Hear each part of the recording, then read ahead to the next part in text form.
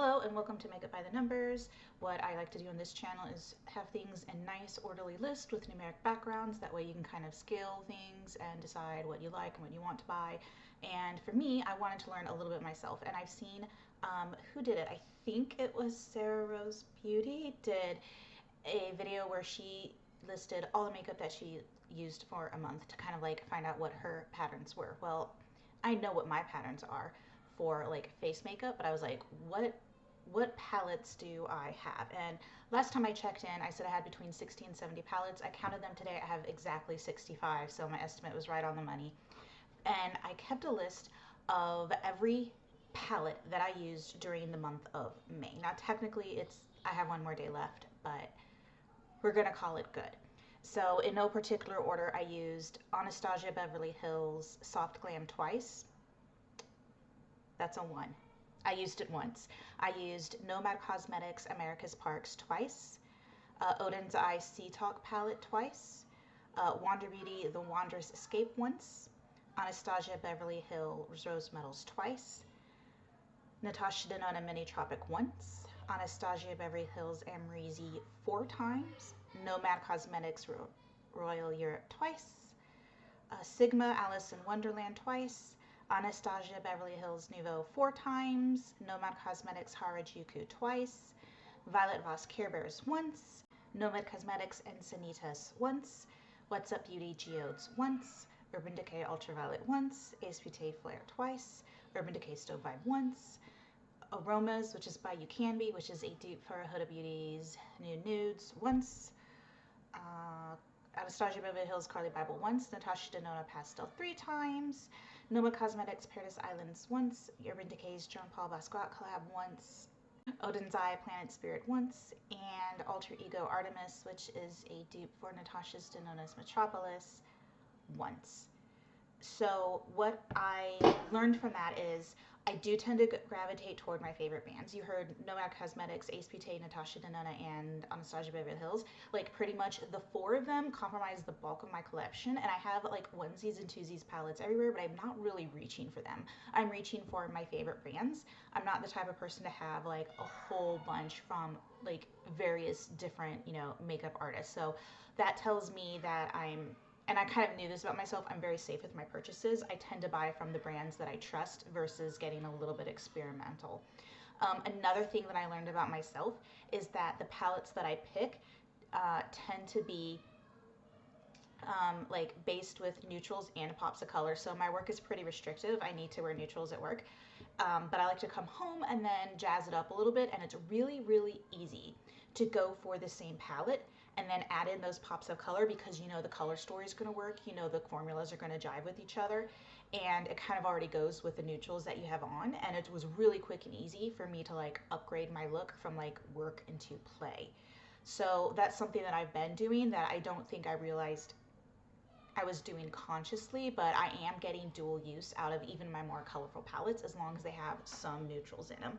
So I don't feel as bad buying those colorful palettes that I can't wear to work, knowing that I still can wear them, and I'm kind of compensating for that with my like coming home and twice a day doing my routine a little bit differently. Something else I've kind of realized is, I have all my palettes on display. Like I can see every single palette and I can visually grab it. And I wanted to see like, am I only using certain palettes? Because I don't feel like I am. And from the length of my list, the fact that I've used nothing more than 4 times, almost everything was only used once or twice, you can kind of see that I use my palettes fairly equitably. And that is a direct reflection of the fact that I can see and use all my palettes. That being said, it's still a little bit tough to justify having so many palettes because it would still take me at least 65 days to go through every single one, and I really only went through 20. So I'm considering actually doing kind of a palette wardrobe where I have probably like quarterly or seasonally, like a lot of you do have, where you have like your refresh, and that'll help everything feel newer, and I won't feel like I have to use it. I'll just have a smaller collection in front of me, and of course I can always go back and grab something that's not, but that's something I was kind of considering you know, originally I kind of prided myself in the fact that I could reach and grab any single palette, but the reality is I'm not doing that because I can't physically do that.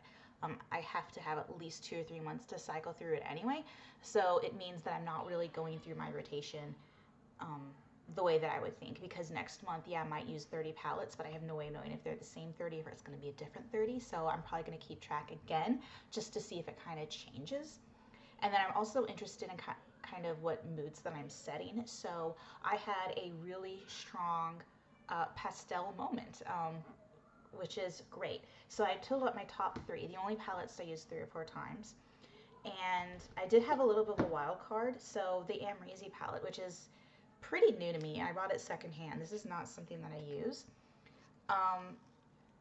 But after talking about what I was doing and kind of like how I'm making the products work for me that have these really bright color stories, the fact that I use ABH so much really makes sense because she has these gorgeous pops of colors. Like I love Leo and I love Cupcake. Like those two are just the best. But then I have this bottom row which is almost entirely neutrals, which makes sense that I would go home and then immediately layer on that bright color that I love. So a little bit surprising, but only because it's new. I think when this is less new, I'll start going back to some of my favorite her palettes, although I do really like this one. The other palette that I used 4 times, including today, I don't love this look I did today, but it is such a gorgeous palette. The looks are kind of foolproof.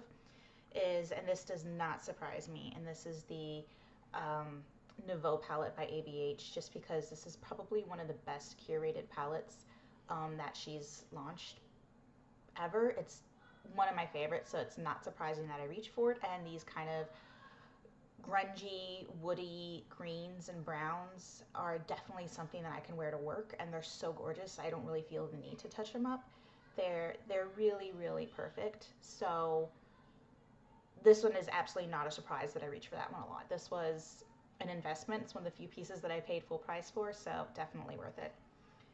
And then between the Harajuku palette and my Natasha Denona palette, I am very much surprised. Not surprised, but I don't know. I guess what I'm saying is I did not think that I was going to reach for this palette. I love colors and I love pastels. Like, I love this palette, obviously, but to wear it to work with the frequency I did is a little bit surprising, but I was able to make it work because some of these shades are a little bit translucent, like Dainty and Illusion.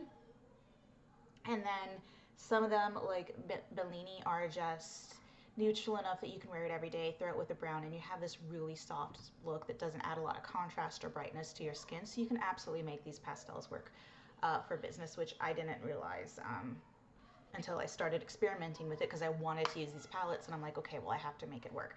So these are the only 3 standouts that I had this month, and that's a little bit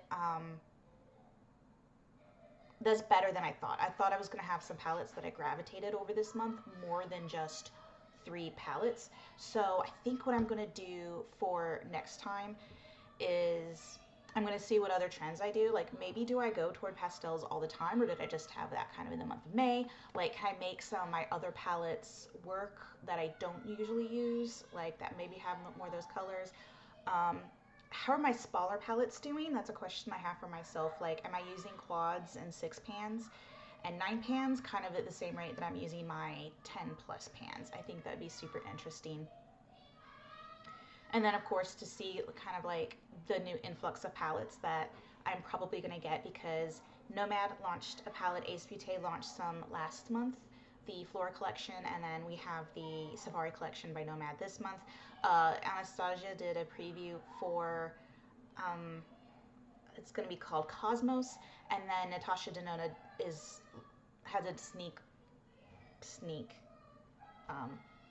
I don't know if it was actually leaked or not, but she had a sneak peek of the Yucca palette. So right now we have 4 very high-end, different size companies, but 4 very high-end, stunning color stories and amazing lines of products that I'm kind of interested in trying.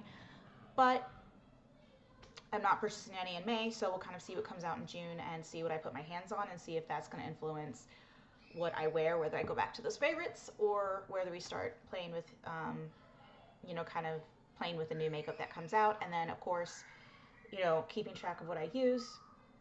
Like, I don't know. This is a work in progress where I'm trying to like be a responsible spender, can curate my collection just a little bit more and see what I think I'm gonna like versus what I actually end up using. And I think that's like the moral of the story here is I, I, I thought I was going to have different palettes. I thought I was going to have three very basic, boring, neutral palettes because that's what I wear every day, and that is not the case. The palettes that I love are the ones that I end up wearing, and those are the ones that work for me. Those are the things that I want, and those are the things I like, so that's actually pretty reassuring. So next month, I'm going to do it again, and I'm going to see kind of like what that has in store for me and play around again with the idea. I don't think I'm going to do it, but we'll see what the numbers say. If it actually makes sense for me to break up my massive collection into kind of a seasonal sort of palette. So thank you for watching and stay tuned for next month. Bye. Oh yeah, forgot my closing line. Beauty is on the inside. Thank you.